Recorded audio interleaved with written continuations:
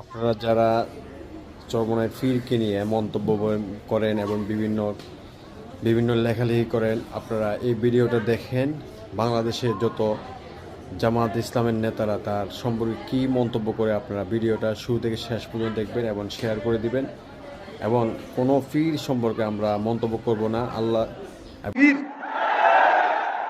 মঞ্চে বসা বাংলাদেশের রাজপথের সংগ্রামী বীর, চরমোনাইর সম্মানিত পীর হযরত মাওলানা মুফতি সৈয়দ রেজাউল করিম, জামাত ইসলামের পক্ষ থেকে ইসলামী আন্দোলন বাংলাদেশ এবং তার সম্মানিত আমির বাংলাদেশের তৌহিদি জনতার প্রিয় নেতা মুফতি সৈয়দ মোহাম্মদ রেজাউল করিমকে মোবারকবাদ জানাই।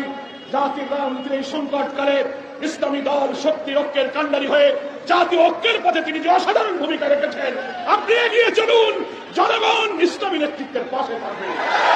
আমিও ছাত্র জীবনে অনেকের কাছে শুনে মনে করতাম যে পীর মানে এর ভিতরে ভেজাল আছে, বেদাত আছে, বিভিন্ন ধরনের চিন্তা আছে। কিন্তু আজকে পীর সাহেবের পাশে বসে তার কথা, তার আচরণ আমার কাছে মনে হয়েছে বাংলাদেশের তিনি পীর নয়, বাংলাদেশে ইসলাম কায়েম করার জন্য এক মহাপীর। এবং দোয়া করি যার কারণে ইসলামের ক্ষতি হয় এবং দিনের ক্ষতি, আল্লাহ তাআলা দুনিয়াতে লাঞ্ছিত অপদস্থ করো। সকলে বলেন আমিন।